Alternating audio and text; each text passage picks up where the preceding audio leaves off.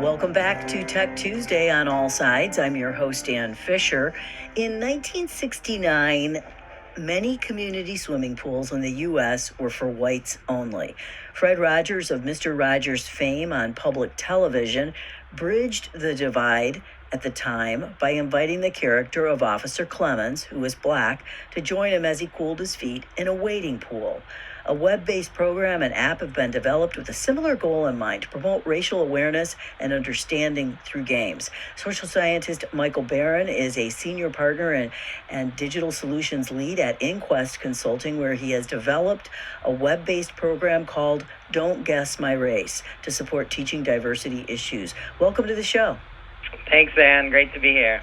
Warren Buckleitner, founding editor of Children's Technology Review, reviews children's interactive media. He is a former preschool and elementary school teacher and now is an assistant professor in interactive media at the College of New Jersey. Welcome back, Warren.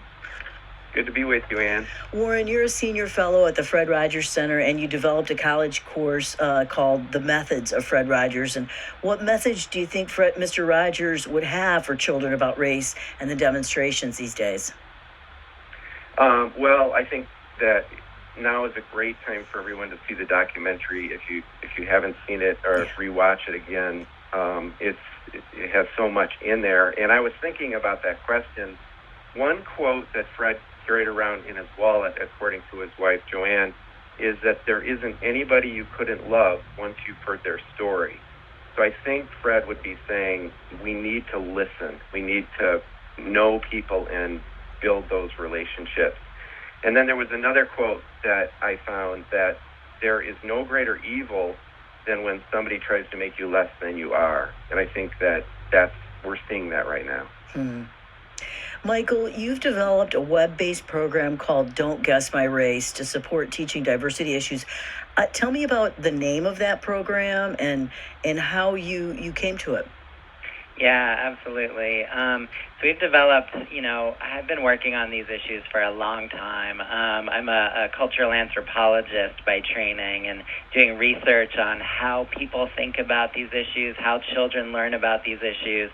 I was teaching a course on these issues at Harvard, and I was realizing, when I had students in my classroom for 4 or 5 months, we could get to the place where they would understand things like systemic inequalities and unconscious bias and the real, the unequal way that our country's history is unfolded.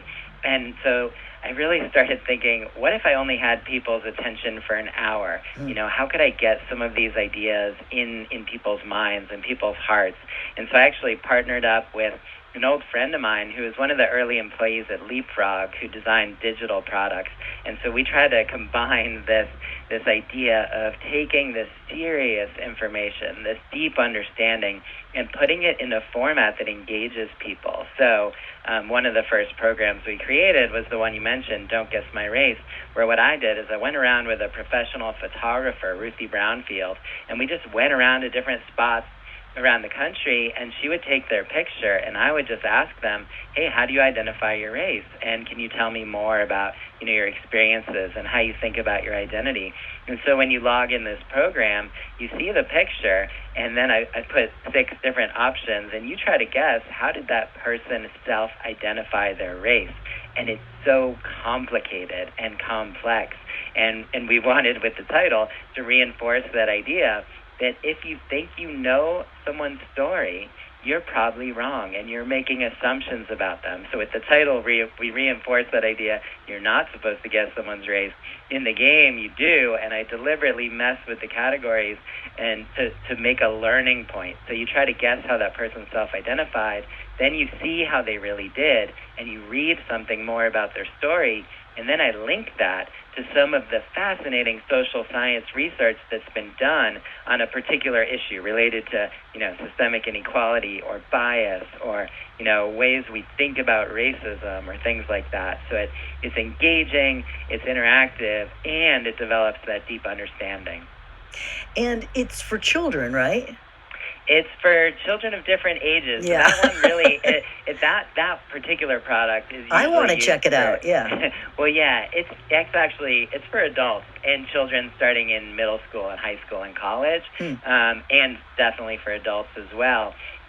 We developed another one specifically for younger children. It's an app called Who Am I Race Awareness Game. That's a two-player game designed for adults and younger children to play together. And in that one, it's kind of a Who Am I type game where you see 12 or 24 pictures. The adult picks one without the child seeing, and then the child has to ask yes/no questions to figure out who you picked. And the pictures are all just a fantastic diversity of people, and it creates a context for thinking about difference and talking about difference, and it gives the adult tips for starting conversations about some of these topics that typically white parents don't talk to their children about. Warren Buckleitner, I can imagine just from all the years we've been talking now that you love this because it gets kids talking with an adult too. Yeah, I mean, I reviewed this app maybe 10 years ago, and it's been my go-to. I think, Michael, I don't remember when you first made this app. It was in the iTunes store. And also, we should note that you've got an app right now on iTunes, and I think it's free, correct? Or it's, I may be wrong. Yeah, the one for children and adults to play together, the Who Am I Race Awareness game, is free right now in the iTunes store. Yeah, so go to iTunes and you can download that, and you actually pass the device back and forth, right? You pick a picture, and it helps you to say, focus on, are they wearing glasses, or are they smiling, or one that I picked was, do they have facial hair? And it lets you understand that race, or, when I see a sign that says Black Lives Matter, after you work with Michael's stuff, it's like, what does black mean? What does white mean? What does Asian mean? And these discussions and this thinking is exactly the way that I like to think about something as complicated as culture. It's complicated, and I think, from my understanding of it, Michael and Warren, that's okay. We've tried to, we always want to simplify everything, and these kinds of apps let you know that it's okay. It's complicated. It's an onion, a big one, a big fat onion. Yeah, that's right. I mean, it's a lifelong journey of understanding. This isn't something you learn about for a minute and then you're done. We're all on this journey. There's so much to understand that's complicated, and we have to commit to doing it, to stumbling through it, to fumbling through it, but we're committed to doing it together. I think that's what's important. I have read that bookstores and have seen an increase, and they always do when something like this happens, and parents come reaching out to find books that can help talk about these topics with their children. And I'm wondering, Michael Baran, you said that Who Am I for children 6 and up, you said that's a free app. Are you seeing, are there any numbers you can share about the interest in it? Well, it's interesting. I haven't even looked, to be honest, Anne, but I also actually just released a book, a co-authored book, right before the whole lockdown, and that has definitely seen an uptick in numbers. What's that about? That's called Subtle Acts of Exclusion, co-authored with a colleague of mine, Dr. Tiffany Jana.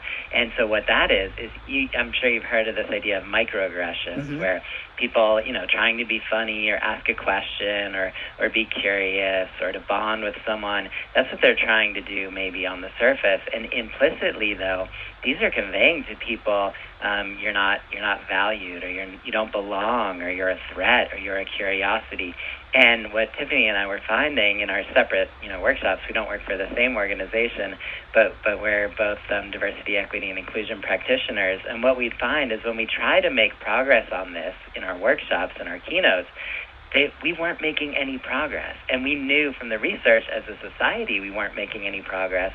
And this is really making people feel excluded or not included. And so we thought one of the things going on is with that word microaggressions, we're signaling to people, hey, first of all, these are a micro issue. It's not that important. And so we're making people feel slighted who feel like this is a huge issue, and we're making everyone else defensive by focusing on their intention as if it was aggressive. So they say, no, I wasn't trying to be aggressive at all.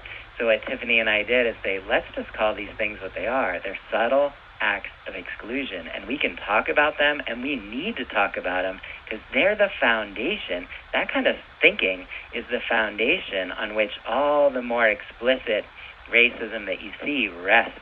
And so we need to dismantle that stuff too. Warren, as I mentioned earlier, we've been talking for years now about children's technology, and I'm wondering what you think about how the industry is doing at coming up with games and apps that deal with issues of race and diversity in an effective way for children.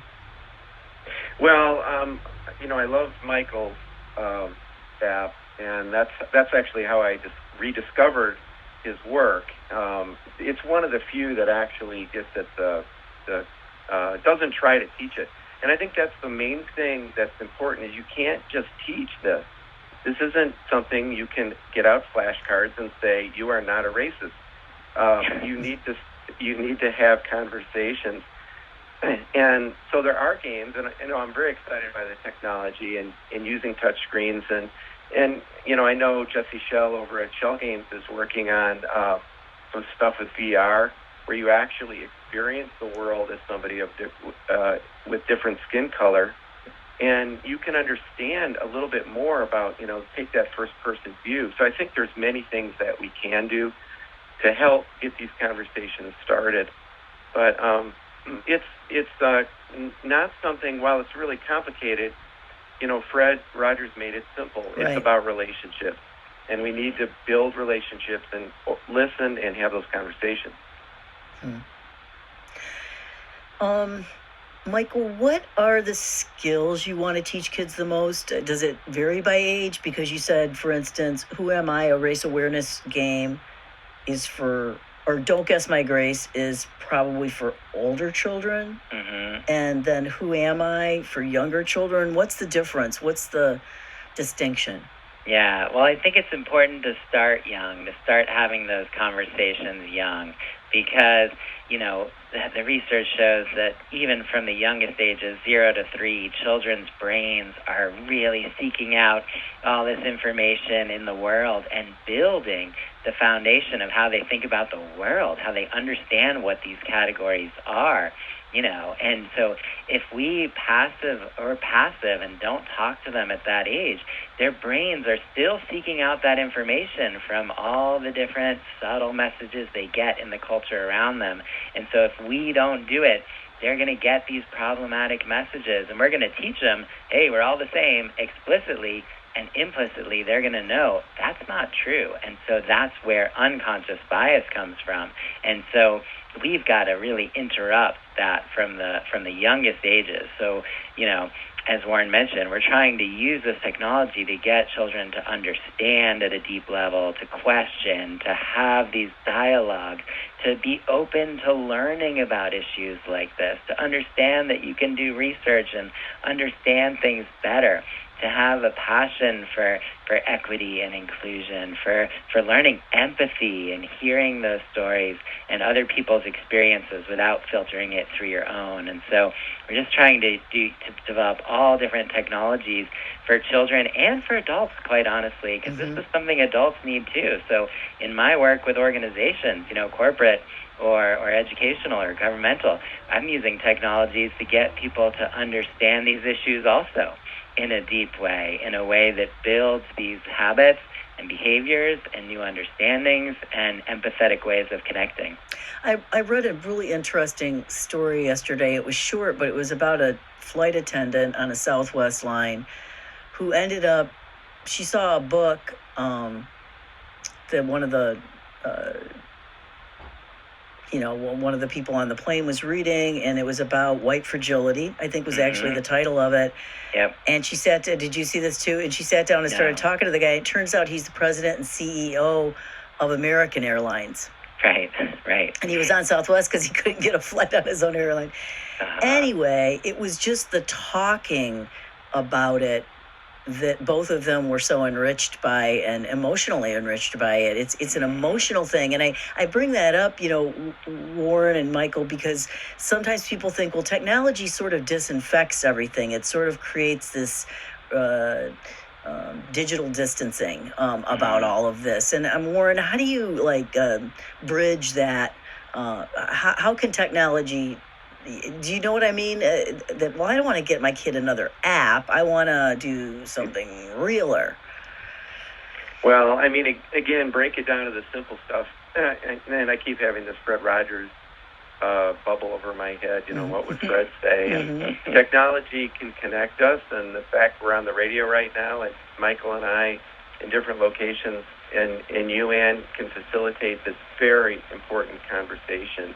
It's the start, and so I think, YouTube and social media can do a lot to help identify the kinds of complexity that Michael has spent his career exploring and having these deeper conversations. So as an optimist and somebody who loves technology, I hope that we can start this process and start building, and fixing some of the things that we've seen over the last few years. And what do you think, Michael?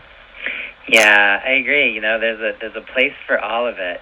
To really make a difference on these issues, we need all of it. We need self-exploration where people can do a web-based program that's done well and explore their own ways of thinking and practice ways of responding, for example, to subtle acts of exclusion that are going to happen in the real world, because they're going to happen in the real world, tomorrow. And so you've got to do that self-exploration on your own with some of this technology, with the other goal of, connecting in different ways in person and working together differently and really, leaning into the complexity and the humanness of it all. And so it all has a place, I think.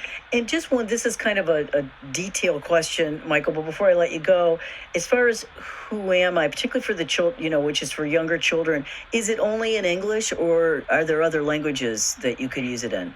Yeah, great question. Who am I right now is only in English. Okay. And we're certainly open to translating it as well. Just we've been focusing on so much these days. Understood. I was just curious. Well, Michael, Baran, thank you so much for your time today. I really appreciate it. Well, thank you for having me, Ann. This conversation has been really rich. Michael Baran, Senior Partner and Digital Solutions Lead at inQUEST Consulting, where he developed a diversity issue teaching program, Don't Guess My Race. And Warren Buckleitner, as always, Editor of Children's Technology Review. Thanks so much for your time. Thank you, Ann. Warren Buckleitner, he's also a Senior Fellow at the Fred Rogers Center and a college professor at the College of New Jersey. So we have more Tech Tuesday coming up, and I hope you'll stay with us. This is All Sides with Ann Fisher on 89.7 NPR News.